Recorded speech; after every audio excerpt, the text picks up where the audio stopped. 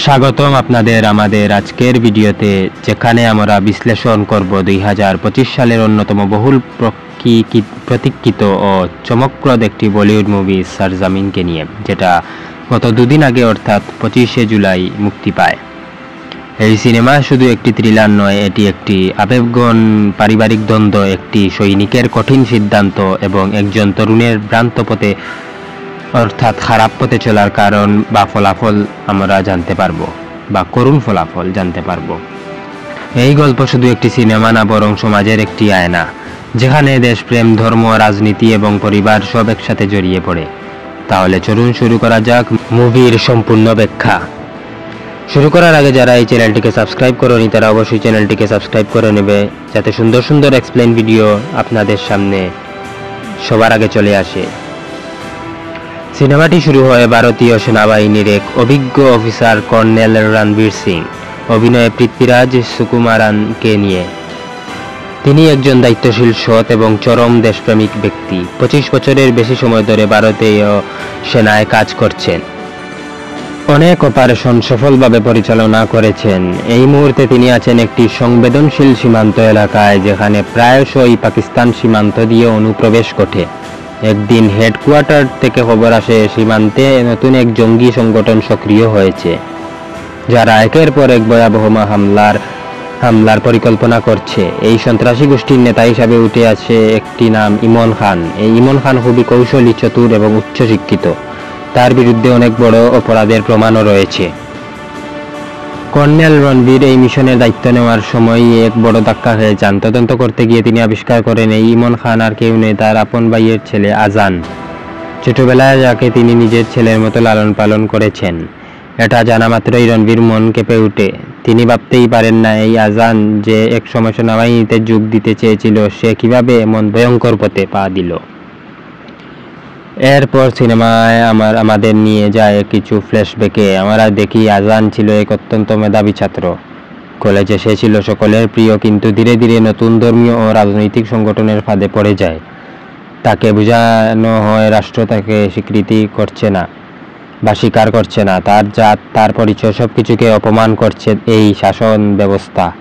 এই ভুল শিক্ষা এবং মগজদুলাইয়ের ফলে আজান একটি চরমপন্থী সংগঠনের অংশ নিয়ে পড়ে। সেভাবে সে এখন ন্যায়ের পক্ষে যুদ্ধ করছে। তার চোখে ভারত রাষ্ট্র একটি শত্রু। এই মানসিকতাই তাকে বানিয়ে তোলে ইমন খান। এদিকে কর্নেল রণবীরের উপর চাপ আসছে, তাকে অপারেশন ইমন সফল করতে হবে। তিনি বুঝতে পারেন তার সামনে দুটি রাস্তা, অপারেশন চালিয়ে দেশকে রক্ষা করা অথবা নিজের ভাইপোর জন্য নিজের দায়িত্ব বিসর্জন দেওয়া। এই সিদ্ধান্ত তার জন্য সহজ নয়। তিনি বারবার ভাবেন, আমি কি একজন সেনা নাকি একজন চাচা। এই দ্বন্দ্বই মুভির সবচেয়ে বড় আবেগমন দিক।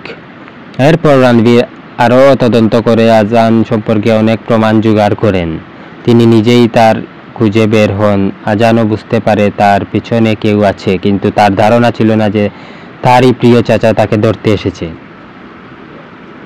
এক সময় আজান ও টিম একটি স্কুলে বোমা বসাতে যায়। তাদের প্ল্যান ছিল মিডিয়া হেডলাইন তৈরি করা এবং সেনাবাহিনীর মনোবল ভেঙে দেওয়া। কিন্তু ঠিক ওই সময় রণবীর অপারেশন চালান। রণবীর আর আজানের মুখোমুখি দাঁড়ায়। এক পাশে রণবীর পরনে ইউনিফর্ম, চোখে কঠোরতা, অন্য পাশে আজান, চোখে ঘৃণা, হাতে অস্ত্র। কিন্তু দুজনেই থমকে যায়। আজান বলে, তুমি যদি আমায় মারো তবে তুমি শুধু একজন সেনা না, তুমি একজন খুনিও। রণবীর বলে, তুমি যদি এখনই আত্মসমর্পণ না করো আমি বাধ্য হব গুলি চালাতে। এই মুহূর্তে আজান কিছুটা নরম হয়, কিন্তু তখনই তার অন্য সহযোগী গুলি চালায়। বন্দুক যুদ্ধে আজান গুলিবদ্ধ হয়। সে শেষ নিঃশ্বাসে বলে, আমি ভুল করেছি চাচা, আমি শুধু জানতে চেয়েছিলাম কে আমার আপন। আজান মারা যায়। রণবীর স্তব্ধ হয়ে যান। তিনি ইউনিফর্ম খুলে আজানের মৃতদেহের পাশে বসে পড়েন। চোখে জল, কিন্তু ঠোঁটে একটাই কথা, দেশ আগে তারপর পরিবার। সরজমিন শুধু একটি সিনেমা নয়, এটি একটি বাস্তবসম্মত বার্তা বহন করে। একদিকে ভুল রাজনীতি, অন্যদিকে ধর্মীয় বিভ্রান্তি। এই দুইয়ের পরে অনেক তরুণ জীবনের সঠিক পথ হারায়। এই মুভি আমাদের শেখায় শিক্ষা, সচেতনতা আর পরিবারের সঠিক মূল্যবোধ না থাকলে সমাজের সবচেয়ে আপন জনশত্রু হয়ে উঠতে পারে। এই ছিল আজানের মুভি। অর্থাৎ শারজামিন 2025-এর সম্পূর্ণ বাংলা এক্সপ্লেইন। ভিডিও ভালো লাগলে লাইক দিতে ভুলবেন না। কমেন্ট করে জানাতে পারেন আপনি কেমন অনুভব করলেন এই গল্পটি দেখে বা শুনে। আর মুভি এক্সপ্লেইন পেতে আমাদের চ্যানেলটিকে সাবস্ক্রাইব করুন। আবারও দেখা হবে নতুন কোনো গল্প নিয়ে। ধন্যবাদ, ভালো থাকবেন।